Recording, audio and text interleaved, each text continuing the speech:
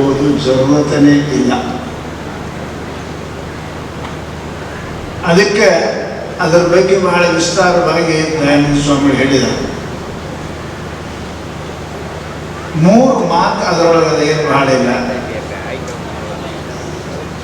ಇದೆಲ್ಲವೂ ಪರಮಾತ್ಮನಿಂದ ವ್ಯಾಪ್ತವಾಗಿದೆ. ಅದನ್ನು ಬಹಳ ಜ್ವಾಕ್ಯಾಗಿ ಉಪಯೋಗ ಮಾಡು. ಅದ್ರ ಮೇಲೆ ನೋವು ಮಾಡಬೇಡ. 2-3 ಮಾತದ. ನಿಮ್ಗೆ ಯಾರು ಹಬ್ಬಕ್ಕೆ ಅಕಸ್ಮಾತ್ ಉಡಾಕ ಅರ್ಬಿ ಕೊಟ್ಟರು ಅಂದ್ರೆ ಹರಿದು ಕೊಡ್ತೀರಿ, ಸೊರ ಕೊಡ್ತೀರಿ ವಾಪಸ್? ಇರಲಿ ಅಂತ ಹಬ್ಬಕ್ಕೆ ಬಗ್ಗೆ ಯಾರು ಅರ್ಬಿ ಕೊಟ್ಟರು ಅಂದ್ರೆ ಹರಿದು ಕೊಡ್ತೀರಿ?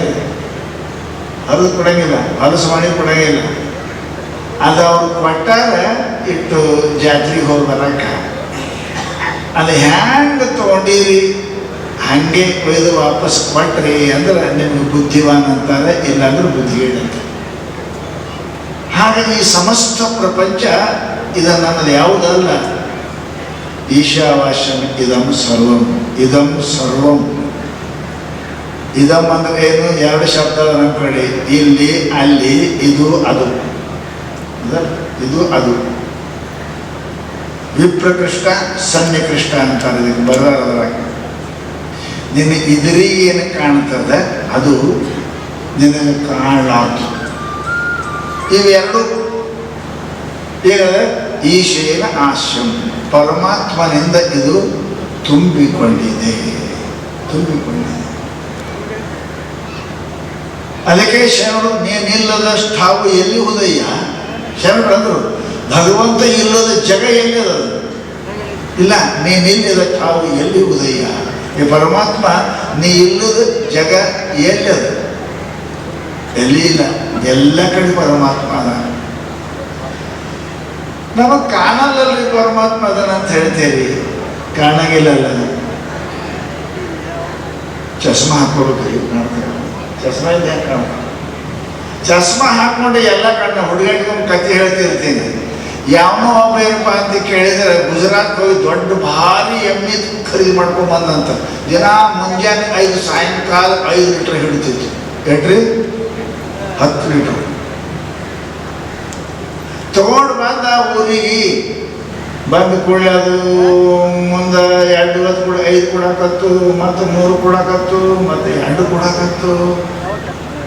ಅವ್ರಂದ ಏನು ಇವರು ಸುಳ್ಳು ಹೇಳ್ತಾರೆ, ನಮಗೆ ಮುಂಜಾನೆ 5 ಸಾಯಂಕಾಲ ಹಿಂಗೆ ಹಿಟ್ಟಗತ್ತಿ ಕೊಡೋಕ್ಕಿಂತ ವಾಪಸ್ ಹೋದ.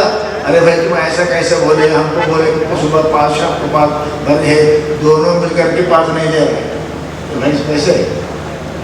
ಅದು ಕೊಡುವುದು ಹೆಂಗೆ ನೀವು ಹೇಳಿದ್ರಿ, ನಮಗೆ ಹೀಗೆ ಹೇಳಿದ್ರಿ. ನೋಡಪ್ಪ, ನಾವು ದಿನ ಇಲ್ಲಿ ಹಸಿರು ಹಾಕ್ತೇವೆ, ದಿನ ಹಸಿ ಮೇವು ಹಾಕ್ತೇವೆ, ಹಿಡಿತದೆ. ನೀನು ಹಾಕು ಹಿಡಿತದೆ. ಇಲ್ಲರಿ ನಮ್ಮಲ್ಲಿ ಬಾಂಡಿಲ್ಲ, ಕೆನಲ್ ಇಲ್ಲ, ಏನೂ ಇಲ್ಲ, ಹೆಂಗೆ ಮಾಡಬೇಕು?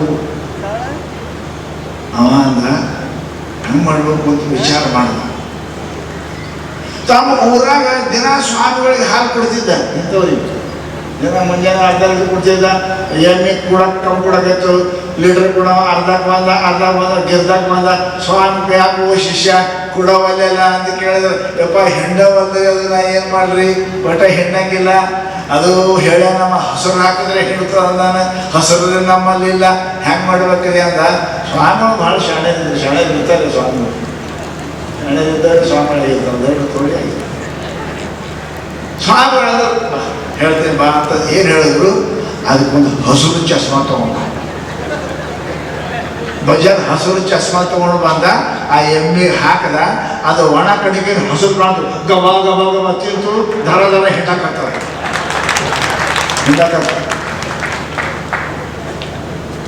ಅರೆ ಅದು ಹಸಿರದ ಏನು ಹೋದ ಇಲ್ಲ, ಚಸ್ಮಾ ಹಸಿರದ. ಚಸ್ಮಾ ಹಸಿರಿತ್ತು ಅಂದ್ರೆ ಎಲ್ಲಾನು ಹಸರೇ ಕಾಣ್ತದೆ. ಹಂಗ ನಿಮ್ಮ ಚಸ್ಮಾ ನಾಮರೂಪದ ಪ್ರಪಂಚ ಕಾಣ್ತದ. ಅಷ್ಟೇ ಬಾಚಿ ಚಸ್ಮಾ ಹಾಕೋರಿ ಪರಮಾತ್ಮನೇ ಕಾಣ್ತಾನೆ. ಚಸ್ಮಾ ಬದಲು ಮಾಡ್ರಿ. ಗುರುಗಳು ಏನು ಮಾಡ್ತಾರೆ? ಚಸ್ಮಾ ಬದಲು ಮಾಡಿ. ದೊಡ್ಡ ಡಾಕ್ಟರ್ ಇವರು, ದೊಡ್ಡ ಡಾಕ್ಟರ್ ಏನು ಮಾಡ್ತಾರೆ? ಅವರು ಚಸ್ಮಾ ಬದಲು ಮಾಡ್ತಾರೆ. ನಿಮ್ಮದು ಏನಂತಾರೆ? ಇದು ನಾಮರೂಪ ಇಲ್ಲ, ಇದು ಅಸ್ಥಿ ಭಾತಿ ಪ್ರಿಯರೂಪ ಪರಮಾತ್ಮನೇ ಅದಾನಂತ ಚಸ್ಮಾ ಕೊಡ್ತಾರೆ. ವೃತ್ತಿ ಜ್ಞಾನಮಯಿ ಕೃತ್ವ ಪಶ್ಚೇ ಬ್ರಹ್ಮಮಯ ಜಗತ್. ಶಾಸ್ತ್ರ ಹೇಳ್ತಾರೆ ವೃತ್ತಿ ಪರಮಾತ್ಮನ ಸ್ವರೂಪ, ಜಗತ್ತೆಲ್ಲ ಪರಮಾತ್ಮನೇ ಕಾಣ್ತಾನೆ. ಅದಕ್ಕೆ ಈಶಾವಾಸ ಇದಂ ಸರ್ವಂ. ಇದಂ ಇದಂ ಅಂದ್ರೇನು? ಇಂದ್ರಿಯಗಳಿಗೆ ವೇದ್ಯವಾಗತಕ್ಕಂತಹ, ಕಣ್ಣೆದುರಿಗೆ ಇರುವಂತಹ ಇಂದ್ರಿಯಗಳು ವೇದ್ಯವಾಗತಕ್ಕಂಥ ಸರ್ವಂ. ಏನು ಸರ್ವಮೇನು? ನಾಮರೂಪ. ಈ ನಾಮರೂಪ ಪ್ರಪಂಚ ಏನದ ಇದು ಎಲ್ಲವೂ ಕೂಡ ಈಶೇನ ಪರಮಾತ್ಮನೇನ ವಾಸ್ಯಂ ಆಸ್ಯಂ ವ್ಯಾಪ್ತಂ. ಪರಮಾತ್ಮನೇ ಅದಾನ, ನೋಡ್ತೇವೆ ಪರಮಾತ್ಮ ಅಂತೇಳಿ. ಏನಪ್ಪ ಅದಕ್ಕೆ ಜಗತ್ತ ಅಂತ ಎಲ್ಲದ್ರಿ ಕೊಡ ಅಂತಾನ, ಮುಟ್ ನೋಡು ಕೊಡ ಅಂತಂತೇಳಿ ಮುಟ್ ನೋಡು, ಅಂಗಿ ಅಂತ ಮುಟ್ ನೋಡು. ಕೊಡ ತೋರಿಸ್ತಿ, ಯಾವ ಗಣಸನ ಕೊಡ ತೋರಿಸೋ, ಮುಟ್ಟಿ ತೋರಿಸು, ಎಲ್ಲಿ ಮುಡ್ತಿ, ಅದು ಕುತಿ, ಅದು ಕಂಠ, ಅದು ಹೊಟ್ಟಿ, ಅದು ತಳ. ಕೊಡೆಯಲ್ಲಿ ಕೊಡೆಯಲ್ಲಿ ವಾಚಾರಂಭಣ ವಿಕಾರೋ ನಾಮಧೇಯಂ ಮೃತ್ಯು ಕಿತ್ತೇವ ಸತ್ಯಂ. ವೇದ ಹೇಳ್ತು ನೀನು ಕೊಡ ಅನ್ನೋದು ನಿನ್ನ ಬಾಯಾಗದ, ಅಲ್ಲಿ ಮುಟ್ಟುದ್ರ ಮಣ್ಣೇ ಅಲ್ಲ, ಮಣ್ಣು ಬಿಟ್ಟು ಮತ್ತೇನಿಲ್ಲ. ಆ ಮಣ್ಣಿಗೆ ನಿನ್ನ ಕಣ್ಣು ಹತ್ತಿ ಅದು ಕೊಡಾಗ್ಯ. ನಿನ್ನ ಕಣ್ಣು ಚಲೋ ಇಲ್ಲ, ಬರೋಬ್ಬರಿ ನೋಡ್ತದ ಮಣ್ಣ ಅಂತದ ಕೊಡ. ಅದಕ್ಕೆ ಮಹಾನುಭಾವರು ಹೇಳಿದರು ಸರಿಯಾಗಿ ನಿಂದು ಚಕ್ಷುಭೂತಂ ಪದಂ ಚಕ್ಷುಭೂತಂ ಪದಂ ನಶಿ. ಶಾಸ್ತ್ರ ಹೇಳಿದ್ರು ಕಣ್ಣು ಕವಲು ಮಾಡಿದಂತೆ ಹೆಜ್ಜೆ ಇಡಬೇಕಂತ. ನಿನ್ನ ಕಣ್ಣು ಸರಿ ಇಲ್ಲ, ತಗಿನ ಕಾಲಿನ ಕಾಲು ಮುರ್ಕೋತಿ, ಬರೋಬ್ಬರಿ ಮನುಷ್ಯನೇ ನೀನು ನೋಡಿತಿ ಯಾವುದು ಮಣ್ಣ, ಬಾಯಾಗ ಅಂತೇನು ಕೊಡ, ಕೈಯಾಗಿ ಹಿಡಿತೇನೋ ಮಣ್ಣ, ಅದ್ರ ಬಿಟ್ಟು ಮತ್ತೊಂದು ಏನಿಲ್ಲ. ಅದಕ್ಕೆ ಶಾಸ್ತ್ರ ಹೇಳಿದ ಇದೆಲ್ಲವೂ ಕೂಡ ಪರಮಾತ್ಮನಿಗೆ ನೀ ಹೆಂಗಂತಿ. ಯಾಕೆ ಶಾಸ್ತ್ರ ಇದಂ ಅನ್ನೋ ಶಬ್ದಕ್ಕೆ ಅರ್ಥ ಬರೀತಾರೆ. ಜಗತ್ತಂದ್ರೆ ಏನು? ಭಾಳ ಮಂದಿ ಅಂತಾರೆ ಈ ಜಗತ್ತು ಭಾಳ ಚಲೋ ಇಲ್ರಿ, ಜಗತ್ತು ಸರಿ ಇಲ್ರಿ, ಮೊದಲು ಭಾಳ ಚಲೋ ಇತ್ರಿ. ಈ ಜಗತ್ತಂದ್ರೆ ಏನು? ಎಲ್ಲರೂ ಅಂತಾರೆ ಈ ಪ್ರಪಂಚ ಚಲೋ ಇಲ್ರಿ, ಮೊದಲು ಭಾಳ ಚಲೋ ಇದ್ರಿ, ಈಗ ಭಾಳ ಚಲೋ ಇಲ್ರಿ. ಏನು ಕೆಂಪು ಇದ್ರಿ, ಕರಗಾಗಿದೆ. ಈ ಜಗತ್ತಂದ್ರೆ ಏನು ಗೊತ್ತಿಲ್ಲ, ಬರೀ ಬಾಯಿಲೆ ಅಂತಾರೆ. ಇದಂ ಸರ್ವಂ, ಇದಂ ಶಬ್ದಕ್ಕೆ ಜಗತ್ತದ ಏನು? ನಾಮರೂಪಾಭ್ಯಾಂ ವ್ಯಾಪೃತಸ್ಯ ಅನೇಕ ಕರ್ತೃಭೋಕ್ತೃ ಸಂಯುಕ್ತಸ್ಯ ಜಗತಃ. ಬ್ರಹ್ಮಸೂತ್ರದಾಗ ಅವ್ರು ಹೇಳೋದು ಜಗತ್ತ ಯಾಕಂತಾರೆ? ನಾಮರೂಪಾಭ್ಯಾಂ ವ್ಯಾಪೃತಸ್ಯ ಅನೇಕ ಕರ್ತೃಭೋಕ್ತೃ ಸಂಯುಕ್ತಸ್ಯ ಜಗತಃ. ಎಲ್ಲಿ ಅನಂತ ಕರ್ತೃಭೋಕ್ತೃ ಅದರ, ಎಲ್ಲಿ ಅನಂತ ನಾಮ ಅನಂತ ರೂಪದ, ಅದಕ್ಕೆ ಜಗತ್ತಂತ ಕರೀತಾರೆ. ಇರುವುದು ಮಣ್ಣೆ ಅದ. ಕೊಡ ಅಂತಾರ, ಬಿಂದಿಗೆ ಅಂತಾರ, ಹರಿವು ಅಂತಾರ, ಯಾರ್ಯಾರು ಏನೇನೋ ಅಂತಾರ, ದ್ವಾರ ನೋಡ್ತಾರ, ಸಾಲು ನೋಡ, ಅದೇನು ಮಣ್ಣೆ. ಜಗತ್ತ ಅಂದ್ರೆ ಅನಂತ ನಾಮ ರೂಪಗಳ ವಿಕಾರವಾಗಿರ್ತಕ್ಕಂಥದ್ದು ಇದು ಪ್ರಪಂಚ. ಈಗ ನೋಡ್ರಿ, ಒಬ್ಬನಿಗೆ ಏನಂತೇಳಿ ಹುಡುಗ, ಮುಂದೆ ತರುಣ, ಮುಂದಾದ್ರೆ ಅವ ಬದುಕ, ಮುಂದೆ ಹಣ, ಸ್ವಲ್ಪ ಹಣ ಅಂತೀರಿ, ಮತ್ತೆ ಅಂತೀರಿ. ಒಬ್ಬರಿಗೆ ಅಲ್ಲ, ಅದು ಶರೀರಕ್ಕೆ ಅಲ್ಲ. ಶರೀರಕ್ಕೆ ಹುಡುಗ ಅಂದ್ರೆ, ಬಾಲಕ ಅಂದ್ರೆ, ತರುಣ ಅಂತಂದ್ರೆ, ಅವ ವಿದ್ಯಾರ್ಥಿ, ಏನೇನೋ ಗೃಹಸ್ಥ ಅಂತೀರಿ, ವಾನಪ್ಪ, ಎಲ್ಲ ಈ ಶರೀರಕ್ಕನೇ. ಪರಂತು ಇದು ವಿಕಾರ ಅದ. ಇದೇನಪ್ಪ? ವಚನ ವಿಕಾರದ, ಮನುಷ್ಯನ ವಾಣಿ ವಿಕಾರದ ವಸ್ತು ಒಂದೇ ಇರ್ತದೆ. ಅದಕ್ಕೆ ಮಹಾನುಭಾವರು ನಾವು ಬುದ್ಧಿ ಅಂತ ಹೇಳ್ತಾರೆ, ತಮ್ಮ ಇದೇನು ಕಾಣುತ್ತ ನಿನಗೆ, ನೋಡ್ತಿ ಮಣ್ಣ, ಆಡ್ತಿ ಕೊಡ, ಮುಟ್ತಿ ಮಣ್ಣ, ಬಾಯ ಅಂತಿ ಕೊಡ, ಮಣ್ಣೆ ಮುಡ್ತಾನೆ, ಮಣ್ಣೆ ನೋಡ್ತಾನೆ, ಪರಂತು ಹ್ಯಾಕೆ ಕೊಡ ಅಂತಾನೆ. ಹಂಗೆ ಸಮಸ್ತ ಪ್ರಪಂಚ ಏನದ? ಅಸ್ಥಿ ಭಾತಿ ಪರಿರೂಪನಾದ ಪರಮಾತ್ಮನೇ ಅದನ. ಪರಮಾತ್ಮ ಬಿಟ್ಟು ಮತ್ತೆ ಏನೇನು ಇಲ್ಲ. ಅದಕ್ಕೆ ನೋಡಿ ನೀನಪ್ಪ ಅಂತ ಜಗತ್ತ ಅಂತಿ. ಅದಕ್ಕೆ ಇದು ನಿನ್ನ ನೋಟ, ನಿಂದೇನದ ಇದು ಸುಳ್ಳು ಅದ, ಸತ್ಯ ಇಲ್ಲ ಅಂತ. ಅದಕ್ಕೆ ಬ್ರಹ್ಮ ಸತ್ಯ ಜಗನ್ ಮಿಥ್ಯ ಅಂತ ಶಾಸ್ತ್ರ ಹೇಳೋದು. ಜಗನ್ ಮಿಥ್ಯ ಅಂದ್ರೆ ನಾಮರೂಪ ಮಿಥ್ಯ. ಅಸ್ಥಿ ಭಾತಿ ಪ್ರಿಯ ಏನದ ಅದು ಅದ, ಅದು ಸದಾ ಸತ್ಯ ಇರ್ತದೆ. ಅದಕ್ಕೆ ಹೈ ಕಹೆ ತೋ ಹೈ, नहीं कहे तो है नहीं के बीच में जो है वो सदा है. ಯಾಕೆ नहीं ಆಯ್ತು ಇಲ್ಲ ಅನ್ನೋದಕ್ಕೆ ಏನಂತೀರಿ? नहीं ಇಟ್ಟಾಗಿ ಬಿಡ್ತೀರಿ. ಏನು नहीं है ಅಂತಿಲ್ಲ ಹೈ ಅಂತಿಲ್ಲ. ಸ್ಪೀಕರ್ ಹೈ, ಸ್ಪೀಕರ್ ನಹಿ ಹೈ, ಎರಡು ಕೊಡಿ ಹೈ ಬೇಕೆ. ಹೈ ಇಲ್ಲದೆ ನೈ ನಡೆಯಲಿಲ್ಲ. ಬಿನಾ ಹೈಗೆ ನೈ भी नहीं चलता. इसलिए ನೀವು ಅದ ಅಂದರೂ ಅದ, ನೀ ಇಲ್ಲ ಅಂದ್ರೂ ಅದ. ಅದಕ್ಕೆ ಪರಮಾತ್ಮ ಅಂತ ಕರೀತಾರೆ. ಅದು ಸಮಸ್ತ ಇಲ್ಲದ ನಾಮರೂಪಗಳಲ್ಲಿ ಸದಾ ತಾನು ಇದ್ದು ಆ ನಾಮರೂಪಗಳ ವ್ಯವಹಾರಕ್ಕೆ ಕಾರಣವಾಗಿರುವುದು ಅದೇ ಬ್ರಹ್ಮ, ಅದೇ ಸತ್ಯ, ಅದೇ ಪರಮಾತ್ಮ. ನಿನ್ನ ಇಲ್ಲೆಂಬುವ ವ್ಯವಹಾರಕ್ಕೂ ನಿನ್ನ ಐತಿ ಅನ್ನೋ ವ್ಯವಹಾರಕ್ಕೂ ಇವೆರಡಕ್ಕೂ ಕೂಡ ಯಾವುದು ಮೂಲ ಕಾರಣವಾಗಿರುವುದೋ ಅದಕ್ಕೆ ಪರಮಾತ್ಮ ಬ್ರಹ್ಮ ಅಂತ ಪುಣ್ಯಾತ್ಮರೇ. ಅಂಥದ್ದನ್ನು ತಿಳ್ಕೊಂಡು ಅಂದ್ರೆ ನ ಜಾಯತೆ ಮಿಲಿತೆ ಕದಾಚಿತ್ ನ್ಯಾಯಂ ಭೂತ್ವ ಭೂತಾವ ಅನುಭೂಯ. ಅದನ್ನು ತಿಳಿದುಕೊಂಡವನಿಗೆ ಜನ್ಮ ಮರಣಗಳಿಲ್ಲ ಅಂತ ಶಾಸ್ತ್ರ ಹೇಳ್ತವೆ, ಸುಖ ದುಃಖಗಳಿಲ್ಲ ಅಂತ ಹೇಳ್ತವೆ. ಅದಕ್ಕೆ ಅಂತಹ ತತ್ವವನ್ನು ತಿಳಿದುಕೊಳ್ಳಲಿಕ್ಕೇ ಪರಮಾತ್ಮ ಜಗತ್ತನ್ನು ಸತ್ಯ, ನಾಮರೂಪವೇ ಸತ್ಯ, ಅಸ್ಥಿ ಭಾತಿ ಪ್ರಿಯವನ್ನು ಮರೆತು ನಾಮರೂಪದಲ್ಲಿ ಮೋಹಿತನಾಗಿ ಯಾವ ಮನುಷ್ಯ ಆವಾಗ ದುಃಖ ಪಡ್ತಾನೆ. ನಾಮ ಒಂದು ದಿವಸ ಹೋಗ್ತದೆ. ಈಗ ಹುಡುಗ ಅಂತೀರಿ ಹೋಯ್ತು, ಈಗ ಬಾಲಕ ಅಂತೀರಿ ಹೋಯ್ತು, ಆಮೇಲೆ ತರುಣ ಅಂತೀರಿ ಅದನ್ನು ಹೋಯ್ತು, ಆಮೇಲೆ ಮುತ್ಯ ಅಂತೀರಿ ಅದನ್ನು ಹೋಯ್ತು, ಆಮೇಲೆ ಹೆಣ ಅಂತ ಒಯ್ದು ಒಳಗೆ ಮಣ್ಣಾಗಿ ಇಡ್ತೀರಿ ಅದನ್ನು ಹೋಯ್ತು, ಮತ್ತು ಉಳಿತೇವೆ. ಇದು ನಾಮರೂಪ ಹಿಂಗೆ ಹಾಕೋತೆ ಹೋಗುದೆ. ಪರಂತು ಹುಡುಗ ಅದ, ತರುಣ ಅದಾನ, ಮುತ್ಯ ಅದಾನ, ಹೆಣ ಐತಿ, ಅದಾನ ಯಾವಾಗನೂ ಅದ. ಅದಾನು ಪ್ರಶ್ನೆ ಇಲ್ಲ. ಅದಾ ಓ ಸದಾ ಹೈ ತೋ ಸದಾ ಹೈ. ಅದಕ್ಕೆ ಆ ಸತ್ಯವನ್ನು ಅರಿಯಲಿಕ್ಕೆ ಪ್ರಯತ್ನ ಮಾಡು. ನಾಮರೂಪವನ್ನು ಅದನ್ನು ಬಿಡು.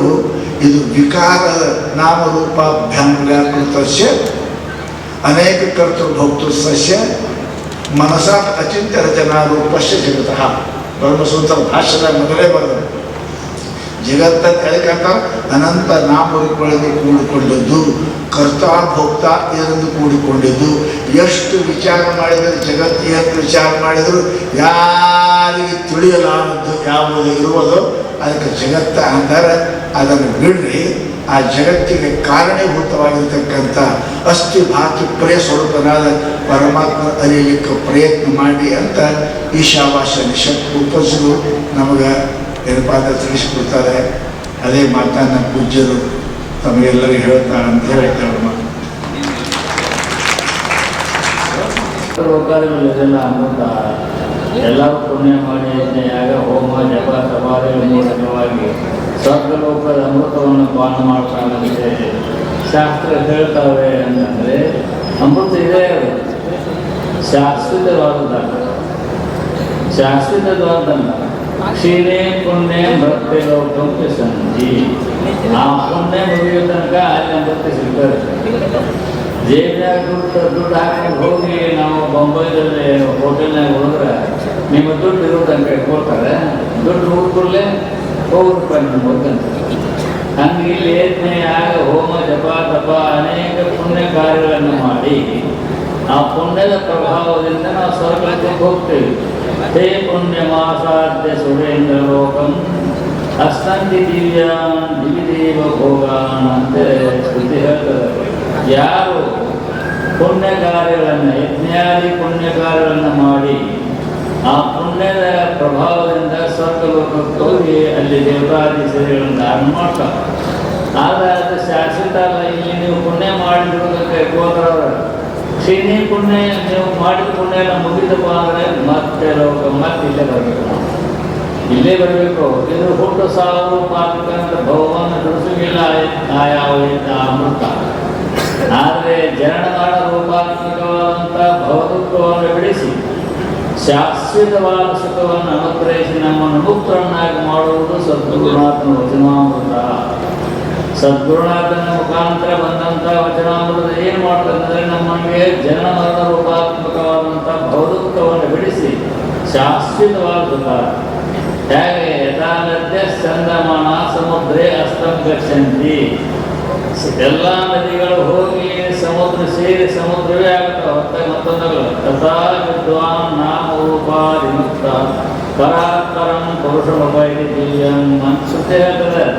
ಅದರಂತೆ ಸದ್ಗುರುನಾಥನಿಗೆ ಶರಣಾಗತರಾಗಿ ಸದ್ಗುರುನಾಥನ ಕೃಪಾ ಕಟಾಕ್ಷದ್ವಾರ ಯಥಾರ್ಥ ಜ್ಞಾನವನ್ನು ನಾವು ಮಾಡಿಕೊಂಡದ್ದಾದರೆ ಜನಮಾನ ರೂಪವಾಗುತ್ತಂತ ಭಗವಂತ ಹೋಗ್ಬಿಟ್ಟದ ಮುಕ್ತರಾಗುತ್ತದೆ. ಆದ್ದರಿಂದ ಆ ಅಮೃತ ಶಾಶ್ವತವಾದದ್ದು. ಸದ್ಗುರುನಾಥ ಕೃಪಾ ದ್ವಾರ ಪ್ರಾಪ್ತಿಯಾದಂಥ ಜ್ಞಾನಾಮೃತ, ಅದಕ್ಕೆ ಜ್ಞಾನಾಮೃತನೇ ತೃಪ್ತಸ್ಸೆ ಕೃತಕೃತ್ಯಸ್ಸೆ ಯೋಗಿನ ಅಂತ ಹೇಳ್ತಾರೆ. ಜ್ಞಾನಾಮೃತ ತೃಪ್ತರಾದಂಥ ಅವರು ಯೋಗಿಗಳು, ಮಹಾತ್ಮರು, ಜ್ಞಾನಿಗಳು. ಅವರು ಆ ಜ್ಞಾನಾಮೃತವನ್ನು ಪಾನ ಮಾಡಿ ಅಮರರಾಗಿ ಬಿಡ್ತಾರೆ. ಜನಮನನ್ನು ಭಗವಾನ್ ಕಳ್ಕೊಂಡು ಬಿಡ್ತಾರೆ. ನಿತ್ಯ ಶುದ್ಧವಾದ ಆನಂದದಲ್ಲಿ ರಮಮಾನ ಮಾಡ್ತಾ ಇರ್ತಾರೆ. ಅಂತ ಆನಂದ ನಾವು ಪಡ್ಕೊಳ್ಬೇಕು. ಅದಕ್ಕಾಗಿ ಬಂದದ್ದು ಮನುಷ್ಯನ. ನಾವೆಲ್ಲ ಈ ಮಾನವರಾಗಿ ಹುಟ್ಟಿವೆಲ್ಲ ಯಥಾರ್ಥ ಜ್ಞಾನವನ್ನು ಸದ್ಗುರುವಿನ ಮುಖಾಂತರ ಅರ್ಥ ಆ ಜ್ಞಾನದ ಸುಧೆಯಲ್ಲಿ ನಾವು ತಲ್ಲೀನರಾದದ್ದಾದರೆ, ಆ ಪಾನವನ್ನು ಮಾಡಿದ್ದಾದರೆ ಅಮರರಾಗ್ತೀವಿ. ಅಂಥ ಜ್ಞಾನವನ್ನು ಸದ್ಗುರುಗಳ ಮುಖಾಂತರ ತಿಳ್ಕೊಳ್ಬೇಕು. ತದ್ವಿಜ್ಞಾನಾರ್ಥಂ ಸದ್ಗುರುಮೇವಾಗಚ್ಚೇ ಸವಿತ್ತಾನೆ ಶ್ರೋತ್ರಿಯಂ ಬ್ರಹ್ಮನಿಷ್ಠಂ ಅಂತ ಹೇಳಿದ್ರು ಶ್ರುತಿ. ಆ ಅಮೃತ ಸ್ವರೂಪವನ್ನು ಅರಿಯುವುದಕ್ಕೋಸ್ಕರವಾಗಿ, ಅಮೃತವನ್ನು ಪಾನ ಮಾಡಿ ಅಮರರಾಗುವುದಕ್ಕೋಸ್ಕರವಾಗಿ ಸದ್ಗುರುನಾಥ ಸನ್ನಿಧಾನಕ್ಕೆ ಹೋಗ್ಬೇಕಂತ ಹೇಳ್ತಿದ್ರು ಶಾಸ್ತ್ರ ವೇದರು. ಗುರುವಿನ ಸನ್ನಿಧಾನಕ್ಕೆ ಹೋಗಿ ಶ್ರೋತ್ರಿಯ ಬ್ರಹ್ಮನಿಷ್ಠ ಸದ್ಗುರುವಿನ ಕೃಪೆಯನ್ನು ಪಡ್ಕೊಂಡ ತಸ್ಮೈ ವಿದ್ವಾನ್ ಉಪಸನ್ನಾಯ ಸಮ್ಯಕ್ ಪ್ರಶಾಂತ ಚಿತ್ತಾಯ ಶಿಮಾನ್ವಿತಾಯ ಏನಾಕ್ಷರಂ ಪುರುಷಂ ವೇದೋ ತತ್ವತೋ ಬ್ರಹ್ಮವಿದ್ಯಾ ಅಂತ ಹೇಳ್ತದೆ. ತಸ್ಮೈ ಅಂತ ಸದ್ಗುರುನಾಥನಿಗೆ ನಾವು ಶರಣಾಗತರಾಗಿ ಅವರಿಗೆ ಸೇವಾದಿಗಳ ಮೂಲಕವಾಗಿ ಅವರನ್ನು ತೃಪ್ತಿಪಡಿಸಿ ಅವರಿಂದ ನಾವು ಯಥಾರ್ಥ ಜ್ಞಾನವನ್ನು, ಜೀವ ಬ್ರಹ್ಮರ ಅಭೇದ ಜ್ಞಾನವನ್ನು ಮಾಡಿಕೊಂಡ ನಿತ್ಯ ಸುಖವನ್ನು ಪಡ್ಕೊಳ್ಬೇಕಾಗಿತ್ತು. ಅದಕ್ಕಾಗಿ ಬಂದದ್ದು ಮನುಷ್ಯ ಜನ್ಮ. ನರಜನ್ಮ ಬರೀ ವಿಷಯಾದಿಗಳನ್ನು ಭೋಗಿಸೋದಕ್ಕೋಸ್ಕರವಲ್ಲ. ಅನೇಕ ಜನ್ಮಗಳು ಹೋಗ್ಯಾವ, ಅನೇಕ ಜನ್ಮಗಳು ವಿಷಯಾದಿಗಳಿಗೆ ಹೋಗ್ಯಾವ. ಈ ವಿಷಯಾದಿಗಳನ್ನ ತ್ಯಾಗ ಮಾಡಿ ಗುರುಗಳ ಸನ್ನಿಧಾನಕ್ಕೆ ಹೋಗಿ ಗುರುಗಳಿಗೆ ನಾವು ಶರಣಾಗತರಾಗಿ ಆ ತತ್ವವನ್ನು ತಿಳ್ಕೊಂಡಾಗ ನಾವು ಅಮರರಾಗ್ತೀವಿ, ಮುಕ್ತರಾಗ್ತೀವಿ, ಧನ್ಯರಾಗ್ತೀವಿ. ಅದಕ್ಕೆ ಶಾಸ್ತ್ರಗಳಲ್ಲಿ ಹೇಳ್ತದಲ್ಲ, ವೇದ ಆಗಮ ಎಲ್ಲವೂ ಹೇಳ್ತಾವೆ. ನೀವು ಧನ್ಯರಾಗಬೇಕಾದ್ರೆ ಗುರು ಸನ್ನಿಧಾನಕ್ಕೆ ಹೋಗ್ಬೇಕಂತಲ್ಲ. ಅಂತಪ್ಪ ಶ್ರೋತ್ರಿಯ ಬ್ರಹ್ಮನಿಷ್ಠ ಸದ್ಗುರುವಿಗೆ ಶರಣಾಗತರಾಗಿ ನಾವು ಯಥಾರ್ಥ ಜ್ಞಾನವನ್ನು ಮಾಡ್ಕೊಳ್ಬೇಕು. ಜೀವ ಬ್ರಹ್ಮರ ಯಥಾರ್ಥ ಜ್ಞಾನ, ಜೀವ ಅಂದ್ರೆ ಏನು, ಬ್ರಹ್ಮ ಅಂದ್ರೆ ಏನು ಅನ್ನೋದನ್ನು ಗುರುಗಳ ಮುಖಾಂತರ ತಿಳ್ಕೊಳ್ಬೇಕಾದ್ರೆ ಜೀವ ಅಂದ್ರೆ ಏನು, ಬ್ರಹ್ಮ ಅಂದ್ರೆ ಏನು ಇವುಗಳನ್ನು ವಿಮರ್ಶವಾಗಿ ಮಾಡಿಕೊಂಡು ಗುರುಗಳ ಮುಖಾಂತರವಾಗಿ ಹತ್ತದ್ದಾದರೆ ನಾವು ಜನಮನ ಅನ್ನುವ ಭೌದುಕ್ಯದಿಂದ ಬಿಡುಗಡೆ ಆಗ್ತೀವಿ, ಅಮರರಾಗ್ತೀವಿ, ಧನ್ಯರಾಗ್ತೀವಿ. ಅಂಥದ್ದನ್ನು ಪಡ್ಕೊಳ್ಳೋದಕ್ಕಾಗಿ ಬಂದಿದ್ದು ಮನುಷ್ಯ ಜನ್ಮ. ಮನುಷ್ಯ ಜನ್ಮ ಬರೀ ವಿಷಯಗಳನ್ನು ಭೋಗಿಸೋದಕ್ಕೋಸ್ಕರವಲ್ಲ. ಯಥಾರ್ಥ ಜ್ಞಾನ ತದ್ವಿಜ್ಞಾನ ತನ್ನ ಸಗುರುಮೇವಾಗಚ್ಚೆ ವೇದದ ಶಾಸ್ತ್ರ. ಹಾಗೆ ಆ ಪೂರ್ಣ ಜ್ಞಾನವನ್ನು ಮಾಡಿಕೊಳ್ಳುವುದಕ್ಕೋಸ್ಕರವಾಗಿಯೇ ಶ್ರೋತ್ರಿಯ ಬ್ರಹ್ಮನಿಷ್ಠ ಸದ್ಗುರು ಶರಣಾಗತರಾಗಿ ನಾವು ನಮ್ಮನ್ನು ಅರ್ಥದಲ್ಲಿ ನಾವು ಧನ್ಯರಾಗ್ತೀವಿ. ಆ ಧನ್ಯತ್ವವನ್ನು ಪಡ್ಕೊಳ್ಳಿಕ್ಕೆ ಬಂದಂಥ ನಾವುಗಳು ವ್ಯರ್ಥವಾಗಿ ಮಾನವ ಜನ್ಮವನ್ನು ತಿಳಿಸಿಕೊಳ್ಳಬಾರದು. ಇದನ್ನು ಸಾರ್ಥಕ ಮಾಡಿಕೊಳ್ಳಬೇಕು. ಸಾರ್ಥಕ ಆಯುಷ್ಯ ಇರೋದ್ರೊಳಗೆ ಆಯುಷ್ಯ ಇರೋದ್ರೊಳಗಾಗಿ ಅಂತಕ್ಕ ಶ್ರೋತ್ರಿಯ ಗುರುಗಳಿಗೆ ಶರಣಾಗತರಾಗಿ ಯಥಾರ್ಥ ಜ್ಞಾನ ಮಾಡಿಕೊಂಡು ಮುಕ್ತರಾಗುವ, ಧನ್ಯರಾಗುವ ಸಮಯ ಬಾಳಲಿದೆ. ಅಂತ ಪೂರ್ಣ ಜ್ಞಾನವನ್ನು ಸದ್ಗುರು ಸಿದ್ಧಾರ್ಥನೆಲ್ಲರೂ ಅನುಗ್ರಹಿಸಿ ರಕ್ಷಿಸಲೆಂಬುದಾಗಿ ನನ್ನ ಓಂ ಸಹನ